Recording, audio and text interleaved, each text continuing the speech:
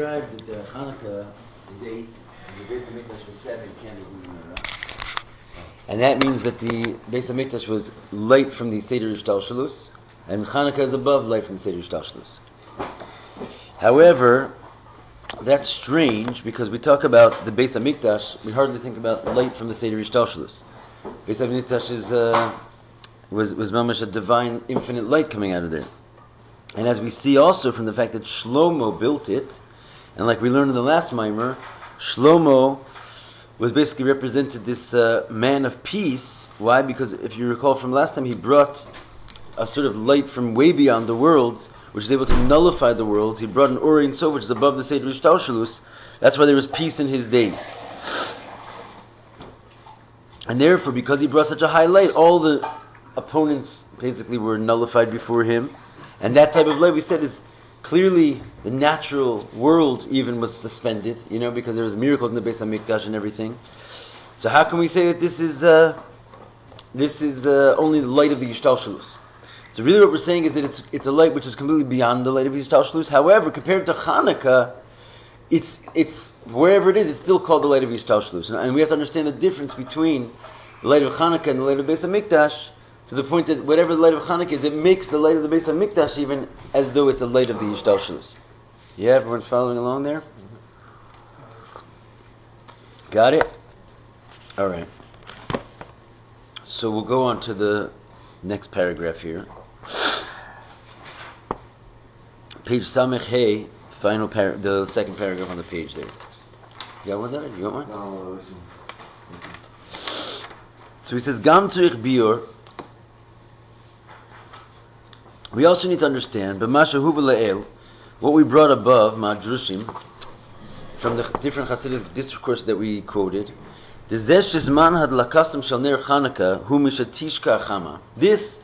we say that the light is from Shkia, that you light the Hanukkah candles specifically after the day is over. We said it's in order to lighten up the darkness. The lechora seemingly zesh ordinaros Hanukkah meiros achoshech. This that the Hanukkah candles have the power to light up the darkness. Hu al deshaneros meirim balayla. It's not so much that you light them in the night; it's that they should shine into the night. Seemingly, right? You want the Hanukkah candles to shine at night. Lama tzrich shad lakasam tiyeh mishatishka chama. Why is it so important? And we make this big deal that's the difference from the candles of the Beis Hamikdash versus the candles of Hanukkah. The candles of Beis Hamikdash were specifically lit in the day, and the candles of Hanukkah were lit at night. Seemingly, you could light them in the day also, as long as they're shining at night. Why is it such a thing that they have to be lit at night?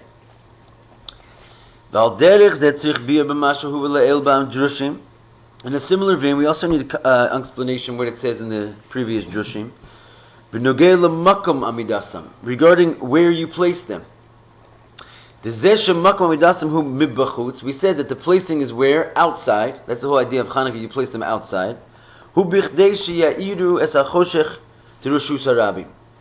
why is that? We said because the outside represents the Reshus HaRabim, sort of the public world of separation, and you want to put them outside so that you can shine up the public place of separation, the idea of plurality and so forth, to make unity there. So the whole idea is you place them in the outside. And he says the same question. Seemingly, since we're talking about this light that is above any limitations, above the light of the Ishtalshalus, or bilti mugbal, which is defined by the concept of being completely unlimited, so the question is simple then, even if they were inside, they could even still light up the outside. Right? In other words, if it's something truly unlimited, then just leave it in one place, and it's able to sort of transverse the limitations of the room that it's in and go outside and light up everything. So let's talk unlimited. Let's mean it. Since their light is considered a unlimited light, why does it have to be there in the place of the enemy? As we said, outside. We talked about in the previous mimer. That Moshe had to go into the place of the enemy, right? In order to, he went up to the Midbar in general. He took the ark over into the place of the enemy, right? And that was like a a low thing. In other words, that Shlomo was higher than that because he was able to stand in the place of Kedusha, and the enemy sort of came to him and became nullified to him. So now we've gone to a pinnacle of that. We're going to a higher state than Shlomo, Hanukkah, and now it looks like he has to go outside into their place again. It's like, that's a limitation. You have to go deal with the darkness, seemingly. If you could stand where you are, the darkness will come to you. And then basically I just gave away the next line. He says, particularly according to what we said earlier in the previous mimer that we all learned together, regarding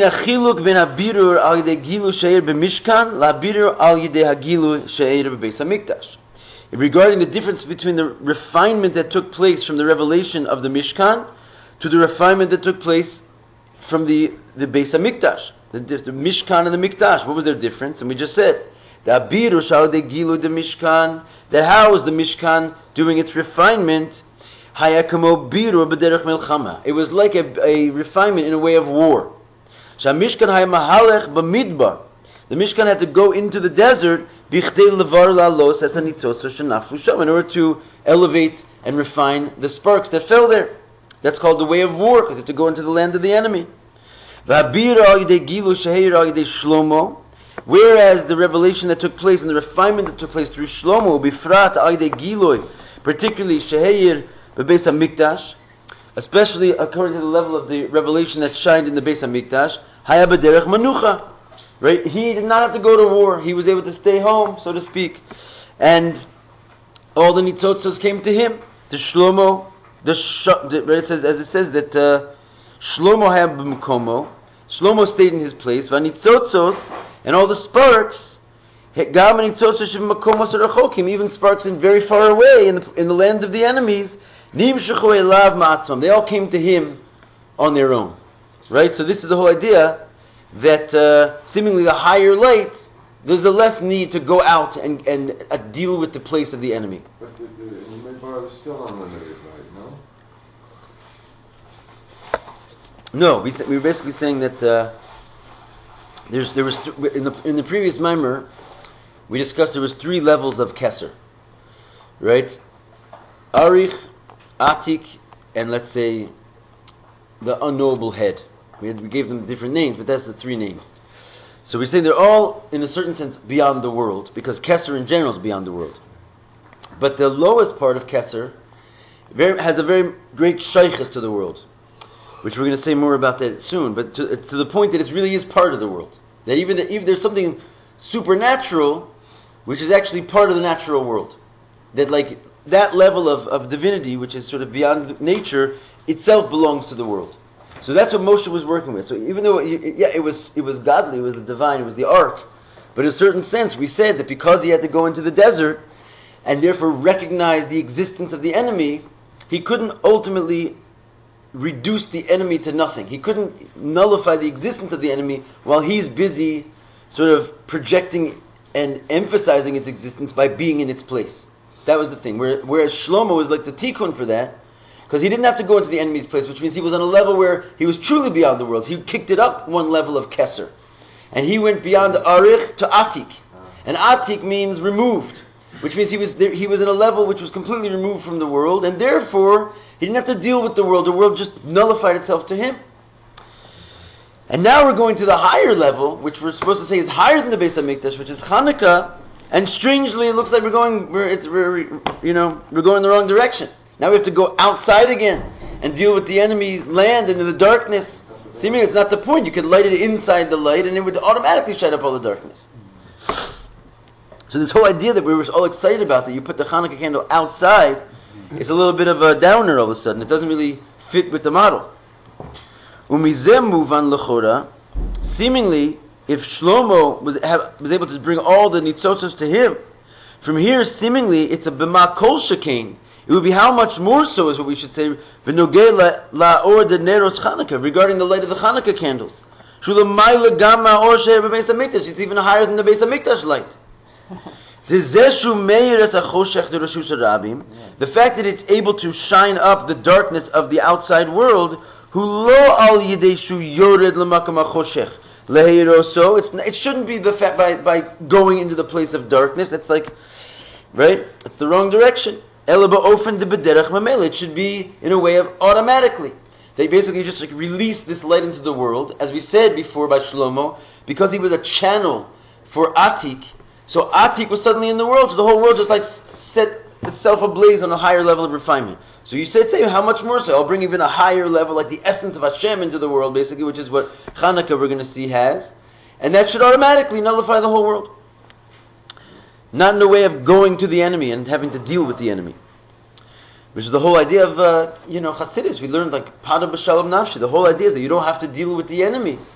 Basically, like the enemy will be with you, and they'll just join you so long as you sort of reach a certain level of divinity in yourself. So now we're like challenging our whole philosophy here. Now we need even more explanation. Why we put the Hanukkah candle outside. Okay, that's the questions. Now we're going to do review, because what he's going to say for the next couple osios is exactly what he said in the previous mimer, almost like quoting. Anyone need a copy of this one? You don't have also? The new one? It's. I gave you two. Do you have two there or just one? Maybe you just have one. Is this one? Let me see. Yeah, that one. Where's Zerach? Chaim. Alright, so I think we'll just basically. Was I supposed to call him? I think no. That's what. Yeah, because he doesn't know where it is. You want to call him? He was going to call me. He was going to call you. All right, so he'll be okay. So, all right. So this is Mamash review. We're going back to basics here. So we'll do it somewhat at a good speed. Yuvan ze behektim. We can understand all this by first prefacing Masha Kasuv. Yoduch Hashem kol maasecha v'chasidech yivrachucha. Sounds familiar. The pasuk says, "I will acknowledge all of your creations will acknowledge you, and your chasidecha will bless you." Umavar ad mashab nishmaso edim b'mayim rodiv ramaschal para b'shalom shebehemshech ayin base. So the famous ayin base that we talk about all the time from the River Rashab, he speaks in his Maimer Pada B'Shalom over there, and it's brought in the Maimer Pada B'Shalom that we just learned that this shechasidecha yivrachucha, the fact that it says your chasidim will bless you, is besmichos of a hemshech lioducha Hashem kol maasecha. It comes right after, but it says all of your creations will acknowledge you. And why is that? Ki amshacha, the bracha sha'al yidei chasidecha hu mimakom nai lema'od, because the bracha of the chasidim comes from a very, very high place. They're able to bless from a high place. What place particularly? Orein sof shlemayla mishtal shlus, the Orein sof. She'ein shayach bo hasaga elohoda bilvad yoducha. And at that place of the Orein sof is not relevant to being understood, but rather you can only acknowledge it. In other words, you can't grasp it. You can just say, oh, it's there, but you'll never know what it is. And that's called hodah. So basically, there's two different concepts in preparing ourselves for the day. Mo de ani lefanecha and hodu la'Hashem kiri shemo. We start with sort of levels of hodah, which is just acknowledgement, and then we get to bracha. All the brachas basically. Bracha means you're drawing something down, which means you're able to sort of bring it into your domain and grasp it usually. Hodah means something beyond your domain. All you can do is acknowledge it. So this pasuk in Ashrei, it speaks about both these things. First says, Yoducha Hashem kol maasecha. All your creations will acknowledge you. But then, Chasidecha yivarachucha, which means your Chasidim will draw it down. And what's the connection between the two is that which most people can merely acknowledge, the Chasidim can actually draw down. That's the idea. Yeah, this is the higher place. But the point is that they're able to draw down something which is basically unknowable. And that's why it says Dafka, the word chassid will be able to draw this down, because the hamshach mimakum zeh, drawing down from such a place as so high as that, ba'ofen de bracha, and drawing it down in a way not through prayer but through blessing. In other words, you're not asking for it, you're commanding it to come down. is only in the power of the chasidecha, in someone who's called a chassid. In order to explain just how awesome this ability is, that they can draw down such a thing, and also to explain why this can only be done by a chassid, and why it's so great, and why only a chassid can do it. So Makdim Ba'Maimer, I guess the Rebbe Rashab and the Rebbe, he prefaces in his Maimer, Hachilik bein bracha l'tefillah, the difference between blessing and prayer, tefillah. Okay, in order to understand the whole idea, we need to know the difference between blessing and prayer. That each one has an advantage over the other. What's better about bracha over prayer? Bracha is a command, like you said. That's right, and prayer is a request. Right. The tefillah hi milamata lamayla. The tefillah is from below to above. Hu lamata. The idea is the davener is below. And he's asking for something to come from above. Whereas bracha is milamai lamata. The bracha comes from above to below. That the mivarek, the blesser, sheyesh lo koach levarech, i.e. the one who has the power to give blessings, hu lamayla ma'ashoresh shemen nimsheches habracha. He is above the root from which place the blessing is taken. So he's standing in a place above the source of the bracha. And he's basically sending it down. He's drawing it down because he's above it. It has the ability to dispatch it. And that's why we find that when you give a blessing, it's in the language of a command. Like you say, you shall be blessed, which is like saying, you shall go do something for me. It's the same as telling somebody to do something. Since the blesser is above the root from which the place where the bracha is taken from, he therefore has the power to command it. In other words, he's in a place where he can just tell it what to do because he's standing above the source of the bracha. The same when we bless Hashem, or when the chassid blesses Hashem, it's also in a higher place. When you bless Hashem, what do you mean? You say, Hashem, you should have a great life? What do you mean you bless Hashem? No, Baruch Atah Hashem. When you say bless Hashem, what do you mean? Bless you. Like I would bless you, for example. I would also bless. What do you say to Hashem when you bless Him? Have lots of kids, have good health. Hashem. You say, okay, you're more praising Him. When you say bless, you really mean praise. Blessed is Hashem. Great is Hashem. You're not really giving Him a bracha. He doesn't really need our brachas. Maybe He does. Who knows? That's like a high level already. But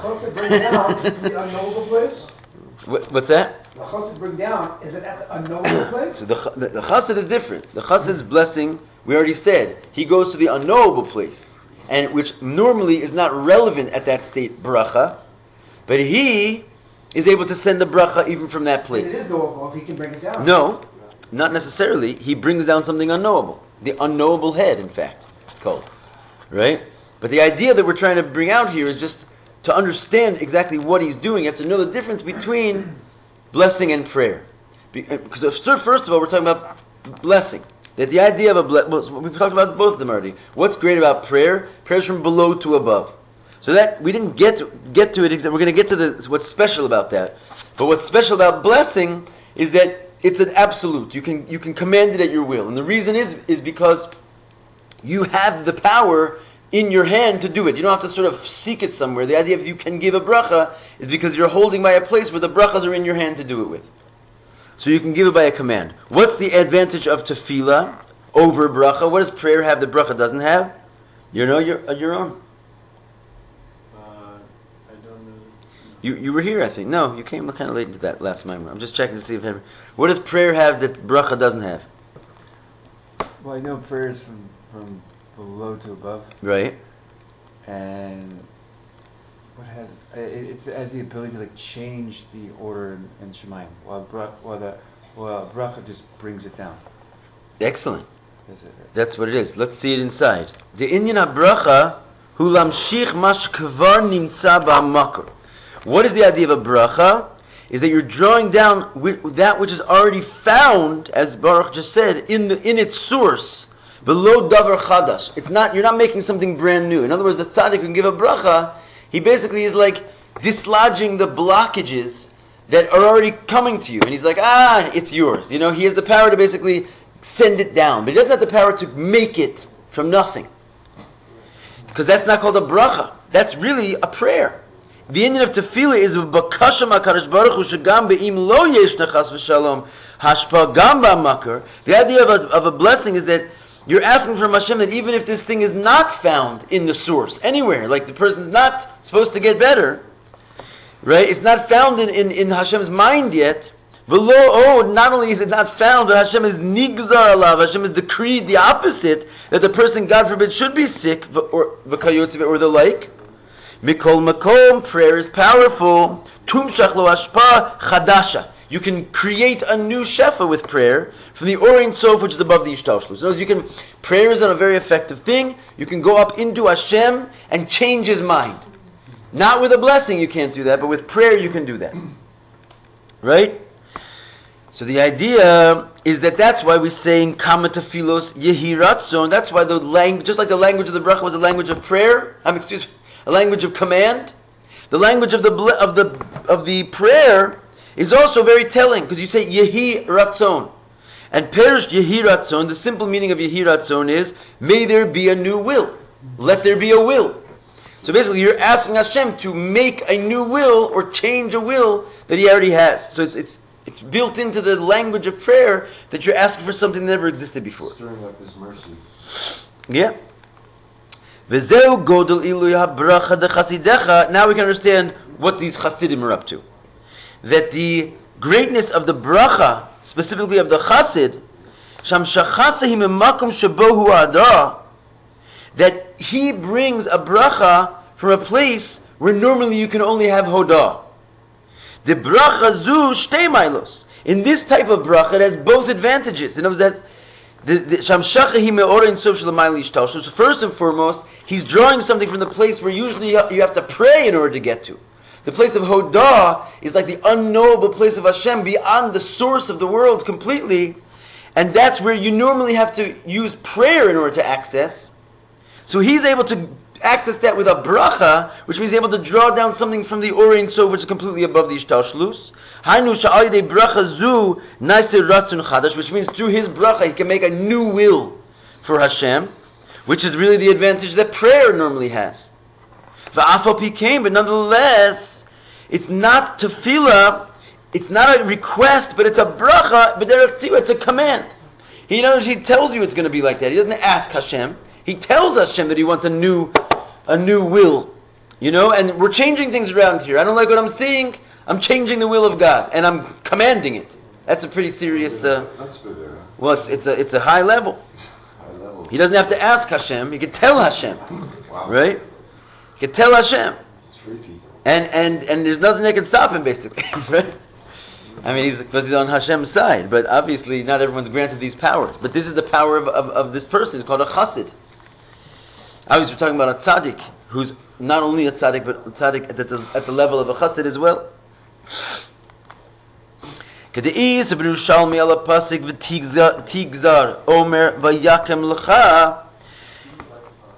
it's brought on the pasuk, so this is a review. The pasuk says that you are going to decree a statement. The tzaddik will decree a statement, v'yakam l'cha, and it will be established for you. And as soon as the tzaddik decrees a statement, it will be established for you. Which means afilu hu, even if he HaKadosh Baruch Hu amar hachein va'at amar hachein, even if Hashem says one thing and you, the tzaddik, says another thing, didach kaima didi lo kaima. Hashem says yours will be fulfilled, mine will not be fulfilled. This is the level of this tzaddik. This that it's already been decreed by Hashem that there won't be a certain level of shefa, that Hashem had said hachein, Hashem said His way, nimsheches hashpa, right? That it will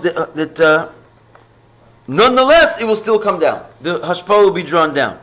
Who are the hashachas ratzon chadash? How does that happen? Because there's a new will that's born in Hashem, which is the mile of tefillah. So the fact that Hashem already said is going to be one way, and this tzaddik comes along and says it's going to be another way, he clearly is changing the will of Hashem. That's usually only established through prayer. The ofen amshacha hu lo agedei bakasha, but the way he draws it is not through a request, ela sha'agedei asa at amor hachem, but merely because he said it should be the other way. Nimsheches ha'ashpa b'derech mamele, it comes down automatically through his command. And this is al derech de'isa b'zohar. This is similar to what it says in the Zohar. Shirashbi imshich yuridis geshamim agedei amiras haTorah. That the Rashbi was able to make it rain merely by saying Torah. Right? He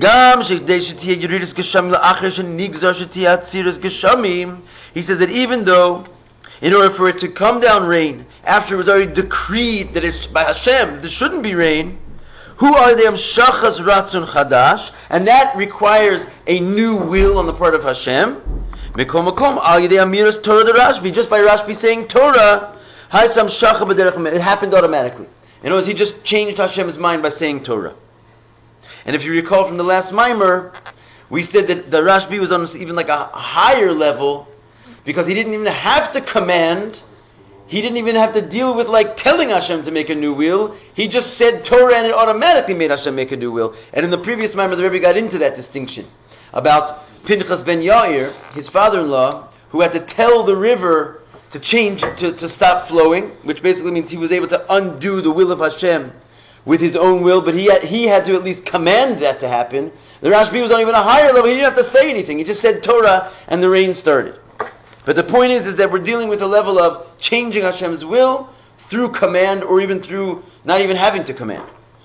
And this is Yoducha Chasidecha Yivrachucha. The level of Hodah, the Chassid can draw it down dafka. Because this drawing forth in a way of bracha, from the place where normally you can only have Adah, it's in the power of the Chasidecha dafka. Only the Chassid can do this. Okay, so all that was done pretty quickly because it was a review. We said all that exactly in the previous mimer. Does everyone understand? Not everyone is here the whole mimer. Are you following the whole thing? Yeah, well... You have questions? Just on the bracha, so like, when the bracha for washing your hands. So again, yeah, that's a good question. So someone else was saying a similar question when we learned this before. It's not that kind of a bracha. We're talking about blessing somebody. Not like saying Baruch Atah Hashem on food or this, or even the Shmona Esrei. Because for example, Shmona Esrei, you make a lot of brachas, but that's called tefillah. Right? That's all prayer basically. And also when you say Baruch Atah Hashem on a mitzvah, you really or on food, you're really praising God. That's not a bracha in what we're talking about right now. A bracha is you go into the Rebbe and he says, "Don't worry, you're going to have children." You know what I'm saying? No problem. And you're giving something on a bracha. So if we're not at the level of chossid, right? If I give a blessing, am I commanding Hashem to do that? If you're not at that level. Right, and when we're talking about chassid here, we're not even talking about the normal name, what people call chassid. We're talking about a tzaddik on a level who's beyond a regular tzaddik. He's a tzaddik which is called a chassid. Right, so if I bless someone, what is that? You can give a bracha because basically your bracha does not have a certainty. Right? Your bracha does not have a certainty. It's like a prayer. You can pray for someone, you can bless someone. They're two different things. But the difference is that your bracha does not necessarily have a certainty unless you are like wielding the power of God. Theoretically, every Jew could wield that power. In other words, I just had a whole long conversation about that last night at Yaron's house. It says that we were having conversations. Alti tzad birchas hedyot kal beinecha. The blessing of a simple person should not be taken lightly in your eyes. First of all, you're talking about a Kohen. So bichlal, when you're giving the blessing of a Kohen, you are basically have godly powers inside of you. It's true. You're channeling godly powers. So that's not called a birchas hedyot. In other words, there's a blessing which is called a blessing of a simple person. There's the blessing of a Kohen. So the Kohen is mamash charged with godly powers. Your blessings, especially when you're saying the blessing of Aaron HaKohen, it works and it does something. And we learn in Maimarim all the time that what does the blessing of the Kohen do? Why is the Kohen compared to the shkediyah, to the almond? Because the almond is the quickest fruit to go from bud to flower to fruit. And the idea is that that's the sign of Aaron for all times, because he sprouted from the staff. And that's the idea of quickness. The Kohanim were called quick. What was their quickness? Exactly what we just described. A person is blessed on Rosh Hashanah with a certain measure of what's going to happen for you this year, but it can get stuck. So the Kohen blessing that we say every day, and that's why we say it every day. In the Beis HaMikdash, they would say it mamash every day, the Kohenim with all the fanfare. It was in order to unstick the blessings so they would come down faster for everybody, that they could speed up the bracha that's waiting there for you. So that's not called a birchos hedyot, that's called a birchos Kohenim. But it says even a birchos hedyot, a bracha of a simple person, should not be light in your eyes. Right? And that's because really every Jew is a Kohen Gadol in a certain sense.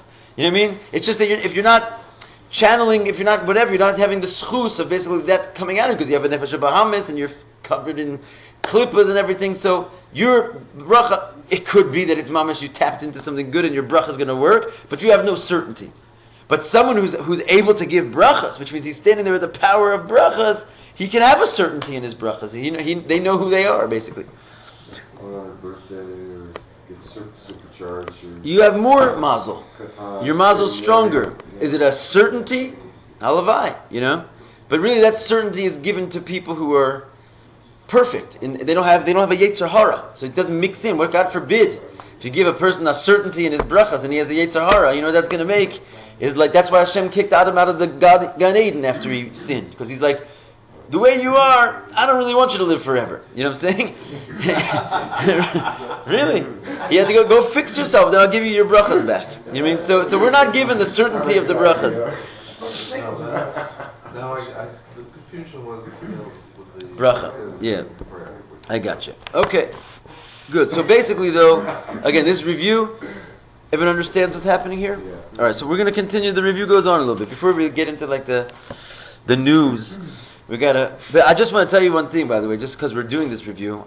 By Hashgacha Pratis, I read in the Sikha, I'm reading all the time, like sort of started from the beginning of the Rebbe Sichas from 1951, and just like reading all the Baruch Hashem, they printed them all. You can just read every single thing the Rebbe ever said and printed. It's all like in one huge series called Toras Menachem, and it's translated into Hebrew. It's very convenient. So whatever, a couple of years ago, I just like started from the beginning, and I'm always like in the middle of it somewhere, and it's crazy. The Rebbe Pashat talks to me. It's crazy. Wherever I am, sometimes it's bichlal not connected with the year, or obviously not the year, but the time on the calendar. But it's just like somehow the Rebbe chose to like be with me on this thing. So yesterday, I'm reading in there that sometimes the Rebbeim will repeat a mimer, and sometimes they repeat it mamash word for word the mimer they said before already. And he says that seemingly there should be some kind of a chiddush, like why are you going to say the same thing you already said before? There should be some kind of a chiddush, So he says, and it's interesting because this mimer, there's sections of it which are exactly the same, word for word, as what the mimer that he himself gave in the same year a few days earlier. Because in Yud Tes Kislev he gave this mimer, and then in Hanukkah he gave the same mimer. Mamash quoted huge passages exactly the same. So he was saying over there that it's different when a Rebbe says a mimer. Because basically when the Rebbe is actually saying the mimer, he's doing something. And it's not necessarily all you get from the mimer is the intellectual information that you pick up from the mimer. What's coming out of the Rebbe when he's saying the mimer, he's saying it because he's affecting something with this mimer. If he had to say it again, it's because he's working out some other thing. So the fact is that the Rebbe could say that, okay, but the fact is that these two mimers were printed next to each other, and like it's clear that you're supposed to sort of like learn one after the next. It means that even we can sort of tap into the birchas hedyot. Can also. So for some reason we're going to learn this whole thing again. It's mamish not. It's not stam. Perhaps we simply need a review, and perhaps more. Okay. Anyway, going on to Hey. Tzrich lahavid. We have to understand the chossid hu lamayla mitzadik. That a chossid is higher than a tzaddik. So if you're getting confused, you thought you were excited about your being a chossid. Chossid is higher than a tzaddik. As it's explained in the mimer, we're talking about this classic mimer from Ayin Beis, from the Rebbe Rashab. He talks there about the three levels, tzaddik, yasher, chassid. 3 levels of tzaddik, and with 3 names. Tzaddik, yashar, an upright one, and a chassid. The yashar... The yasser is like a Benjamin? Not at all. No. These are all tzaddikim, one higher than the next. Yashar hu lamayla mitzadik. A yashar is already higher than a tzaddik. So tzaddik is the lowest. Chassid hu lamayla gam yashar. And a chassid is higher even than a yashar. So it's basically you're talking about a tzaddik, and mastam you're talking about a tzaddik gamor, because already you're getting into levels of tzaddik. Like a perfect tzaddik. Beyond the perfect tzaddik already, you have this level of yashar and then chossid. They're all like different breeds of perfect tzaddikim. I once upon a time was under the misconception that the perfect tzaddik was like a rebbe, and that there was only one of them, and that everybody else was an imperfect tzaddik. I later was corrected and found it in Svarim and everything that that's not the case at all. There could be many perfect tzaddikim. It doesn't make you a rebbe because you're a perfect tzaddik. Perfect tzaddik is certainly a criteria to be a rebbe, but then it goes beyond that. A rebbe is a perfect tzaddik gamor of a certain caliber. And basically that's what we're getting into right now, that there's different levels of tzaddikim, mistama, even tzaddikim gemorim, there's different levels of them. So here you have three. And when it says, yoducha v'chasidecha yivrachucha, this idea of there's a hodah, a level of acknowledgement, but the chassid can draw it down even from there, mashma, it implies, shebichdei lamshich ba'ofen de bracha. In order to draw down a way of bracha, which is b'derech memela, which means it's automatic, like a command, bli b'kash, without request. Meha makam shabohu haodah, from that place so high where the acknowledgement comes, the orein sof, shelamayla mishtalshlus, hu dafka olidei chasidecha, shelamayla mitzadikim. Only a chassid can do this, not a regular tzaddik. So this whole level that we're getting, because it says yoducha Hashem kol maasecha, it talks about the level of hodah, and then chasidecha yivarachucha. It's specific that only a chassid can draw such a thing down, not a regular tzaddik. But tzrich lahavi, and we have to understand that when it comes to tzaddikim in general, the sages say HaKadosh Baruch Hu gozer v'tzadik mevatel.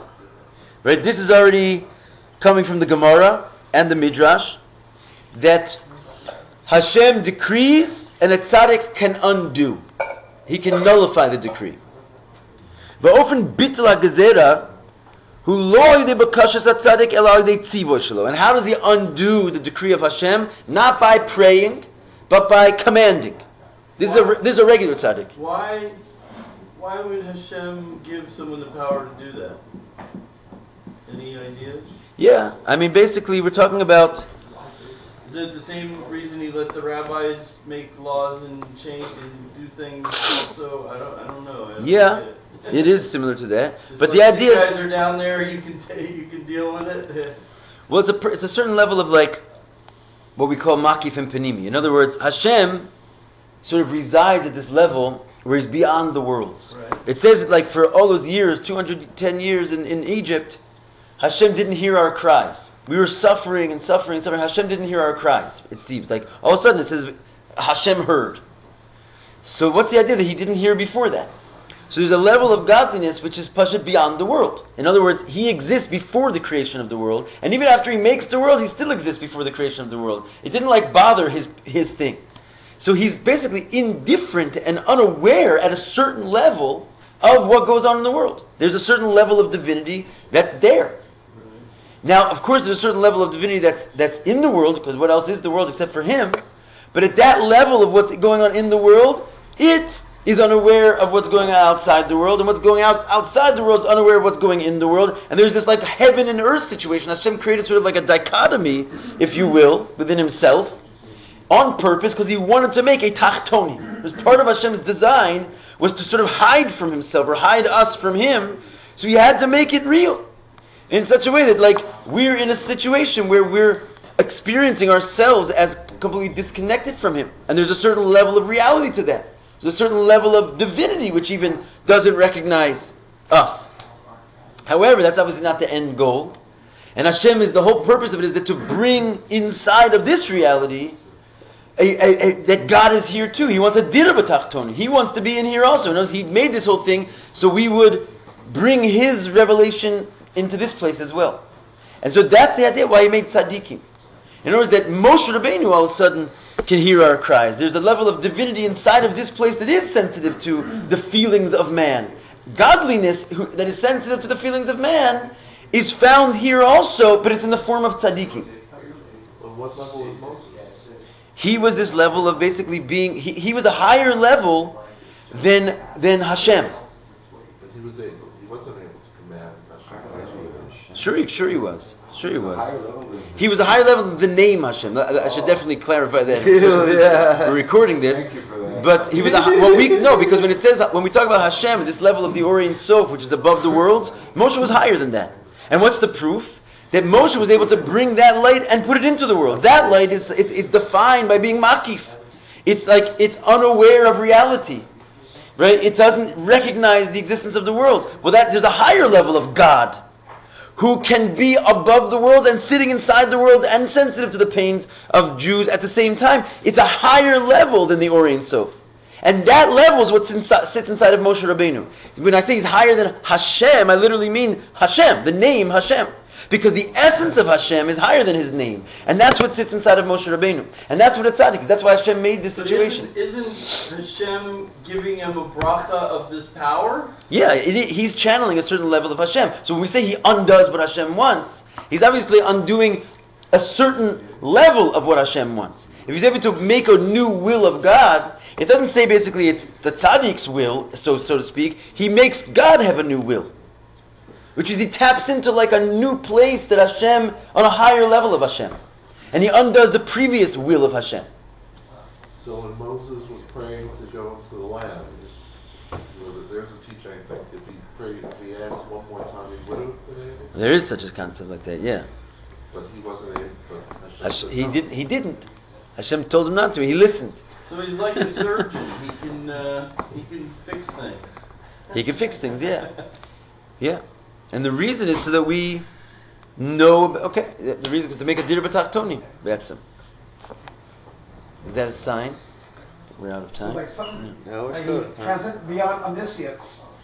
Omniscient, and also it's one and different simultaneously. That's exactly right. That's what we're talking about. In other words, he's able to be infinite, and just like Hashem, he's able to bear two opposites of being infinite and finite at the same time. The actual, if you think about it logically, the only place where such a level of God like that can exist is in a place where the finite is hanging out as well.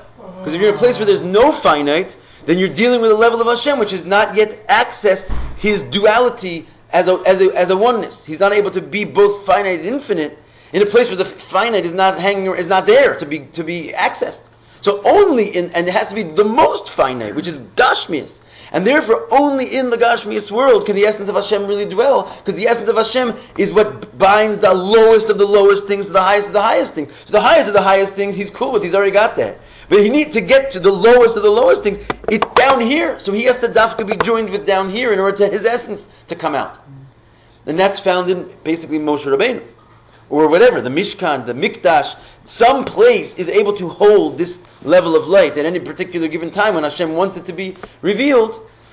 And it's some kind of a kli which has the power to undo decrees and so forth. It's not pashit. Anyway, what it comes out from all this is that a regular tzaddik cannot do this. So we don't have anybody in that level these days. We don't have one chossid anywhere. That's on that level?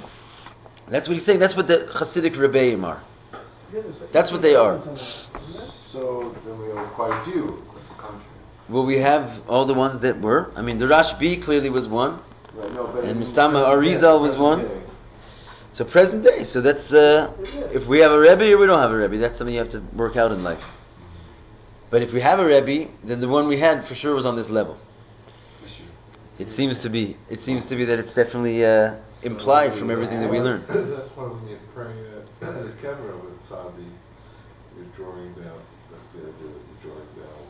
Well, you're going to the Beis Hamikdash. That's where it's a better place there to pray than like where God is. But the Rebbe said about the Ohel specifically that even if you're going to a kever in Eretz Yisrael, it doesn't have the same kedusha as the Ohel. And he's Mamash said that in a sikha because he explained why. He nigla. He says because there's tunnels underground, basically that connect to the whatever. It's a whole long explanation, and you can read it. It's in Torah Menachem Chelik Yud Aleph. There's a Yud Shvatzicha, and Mamash says that.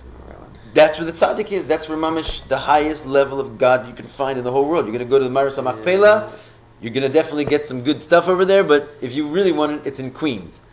More than Ari Kadosh? Can you believe it? More than Rashbi? Can you believe it? I can't. Well, check out the Sikha. Yeah. Anyway. At least get that the Satrim over that Sikha. Anyway, weiter, a little bit. Let's try and finish this little paragraph here. So, a regular tzaddik can't do it, only a chassid. And the way he does it is not through a request, but through a command. The alideshu mitzava. Shetisbatel agezera misbateles hi mamel. That the fact that he commands that it should be nullified, the decree, it's automatically nullified. Kamoshe kasuv. Tzaddik moshel b'yiras elokim. As it says, tzaddik rules with the fear of God. Rules means he's the boss. Upershu Razal, and Razal say, we should check out all these Myra Makumas, because they're like radical statements, but they're all here in the bottom. He says that the Razal says, tzaddik moshel b'hakadosh baruch hu.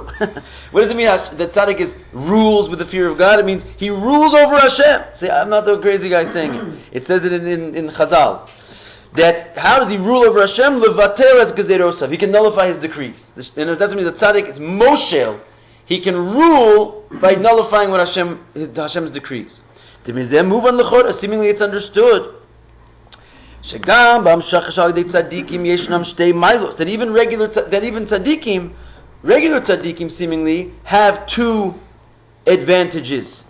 The amshacha is from the place which is not shaykh any hasaga, but rather only hodah, which is the Orin so which is above the ishtalshlus, and the amshacha from there is not by way of request, but by way of command. Okay, because even like basically what we're saying is even a regular tzaddik can do this. It says tzaddik, Hakadosh Baruch Hu goes there, but tzaddik, not chassid, tzaddik mevatel, and the way he's mevatel it is by commanding it, just move away. So we're having a question. If it says in the Ashrei Yoshua V'Secha, it says Yoduch Hashem Kol Maasecha V'Chasidecha Yivrachucha, that only the chassid can draw down this level of hodah. Why are we finding that by regular tzaddikim, who are not on the level of chassid, they seemingly also can nullify Hashem's decrees by merely commanding? They also have both qualities of prayer and blessing in their lives. And when Masha Kasuv Yoduch Hashem Chasidecha Yivrachucha, and whereas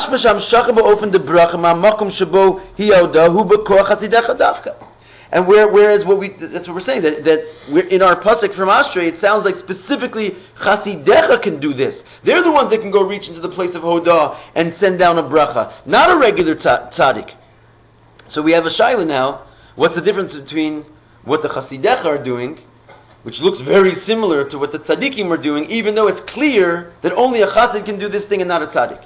Because there's levels of tzaddikim, tzaddik and yashar don't make the match. Only chassid can hit this level, and yet the level we're describing seems very much like what we see that tzaddikim do. All right, gentlemen. Right. It seems like Pick this up tomorrow. It seems like because they can do that, command. Yeah. The element here of so much love that they can command Hashem. He has so much love for them. Like the man says something, his wife says something different, the man can miss the air. Okay. So it's like, you can't even fathom the love that he has. He can just boss the boss around. Right. Yeah, I hear you there, yeah. That's if you say that there's two entities there. You know that, Two?